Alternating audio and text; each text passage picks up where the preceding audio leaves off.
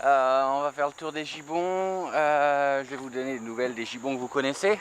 Je ne peux pas vous donner des nouvelles de tous les gibbons, évidemment. Donc on va voir les gibbons dont je vous parle fréquemment. Est-ce que vous vous souvenez pourquoi Frankie est beaucoup plus clair que les autres gibbons?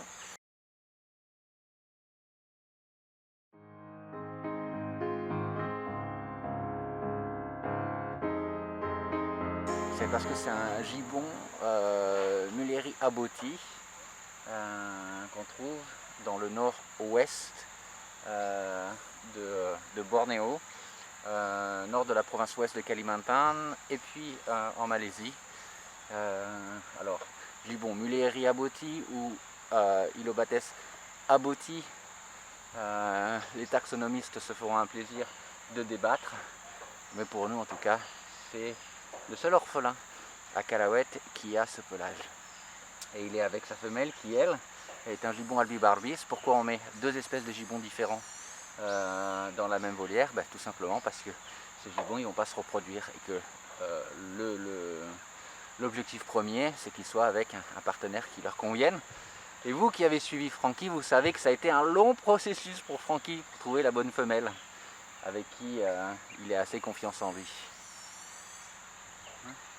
Tu te rappelles là? Tu te souviens de tes autres femelles? Ouais, oui.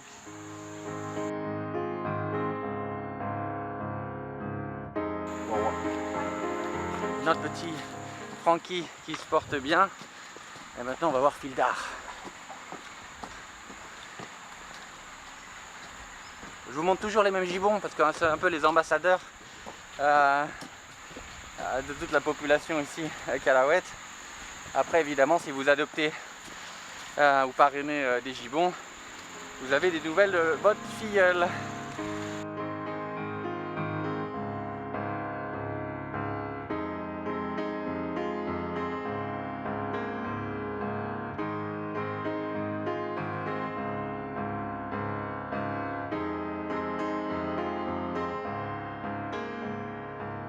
Vous voyez Fildar derrière moi avec sa main comme ça qui est en train de chercher sa nourriture.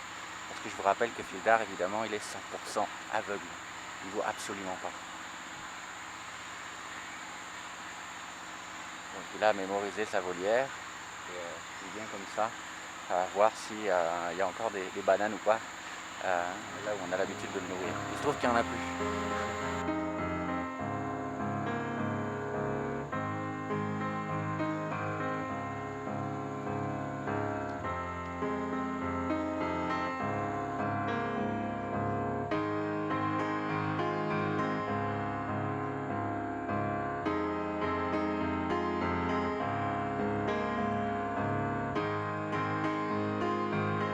Voilà notre ami Fildar qui passe une vie paisible ici à Calauette, grâce notamment au soutien de la fondation Brigitte Bardot qui nous avait aidé à construire sa volière.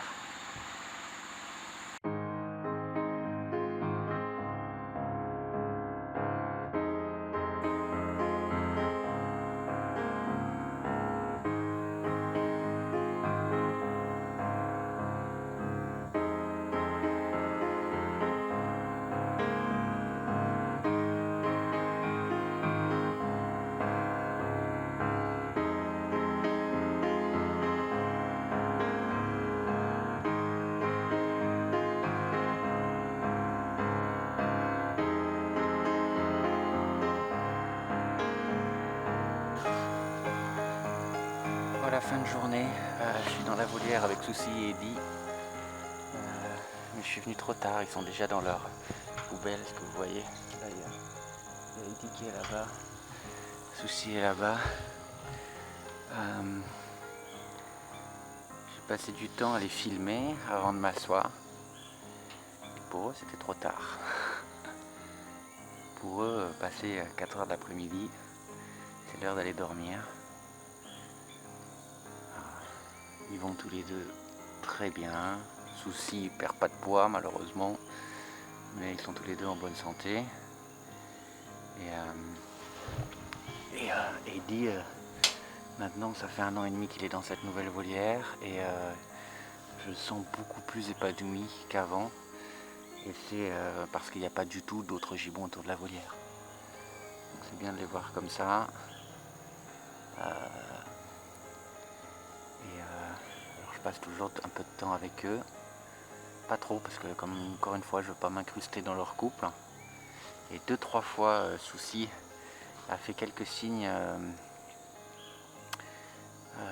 de mécontentement. En fait la dernière fois j'ai pris une serviette avec moi et pour la mettre au sol c'était en fait pour Souci, pour qu'elle puisse s'asseoir parce que parfois voilà, quand elle reste de longs moments c'est pas très confortable pour elle, sauf que je suis pas le seul à prendre des serviettes à cacahuètes, les vétérinaires aussi prennent des serviettes et dans ma tête je n'avais pas fait le lien et Souci n'a pas du tout apprécié en fait que j'arrive avec une serviette et c'est la première fois qu'elle a montré un signe agressif que j'ai pu décoder après, mais sur le coup elle m'a surpris et ce qui est fou c'est qu'au moment où elle allait pour me mordre, je pense pas qu'elle l'aurait fait mais elle était vraiment voilà, dans une démarche je suis pas contente de te voir avec une serviette, quelles sont tes intentions en fait.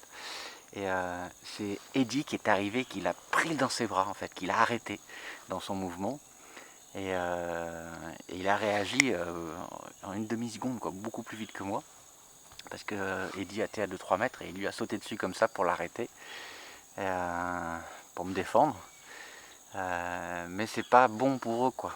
Donc à partir de ce jour-là, j'ai commencé à prendre un peu de distance. Alors je viens, mais je viens comme ça plus en fin de soirée, en fin de journée, pardon, pour voilà, passer du temps avec eux au moment où ils vont se coucher. Le temps un peu de me faire excuser par Souci. Mais de toute façon, le principal, c'est que tous les deux s'entendent bien. Et c'est drôle parce que le seuil de tolérance avec Souci est très bas me concernant, mais avec son amoureux, il peut tout lui faire. Elle a pris sa position pour dormir dans sa poubelle.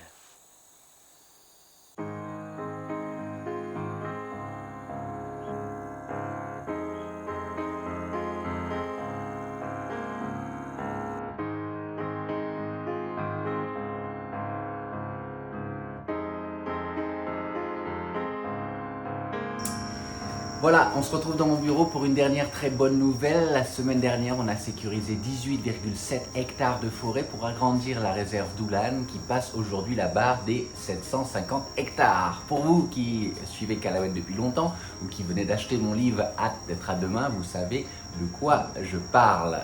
Évidemment tout ça en partenariat avec le village Bouton, mais ce qui est nouveau c'est qu'aujourd'hui on a un partenariat avec le village du sud, le village de Buntok Baru, ce qui nous permet de sécuriser maintenant de la forêt au sud de la piste qui jusqu'à présent faisait la frontière sud de la réserve. Donc c'est pour ça que vous voyez sur la carte, il y a un petit bout de réserve maintenant qui est de l'autre côté de la piste à Djiaman et bien on va sécuriser plus de forêt puisque cette zone est vraiment utilisée par les animaux et notamment les grands orang-outans dont Maurice. Voilà une très bonne nouvelle, donc on continue, action concrète, résultats concrets, on continue de regarder vers la lumière. Merci pour votre soutien, continuez pour qu'on puisse sécuriser encore plus de forêts et normalement d'autres très bonnes nouvelles devraient bientôt arriver concernant la forêt à Bornéo et à Sumatra.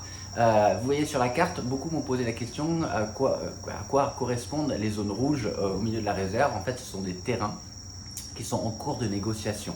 Alors pas forcément sur le prix, mais où les propriétaires ne sont pas au village en ce moment, donc c'est des processus qui sont en attente, donc des zones qui vont être sécurisées mais qui ne le sont pas encore. C'est pour ça qu'il y a comme ça des petites zones rouges au milieu de la réserve. Donc voilà les dernières nouvelles de Cacahuètes. Et puis comme d'habitude, moi je vous dis à lundi prochain pour une nouvelle vidéo. Encore merci pour votre soutien. Bye bye.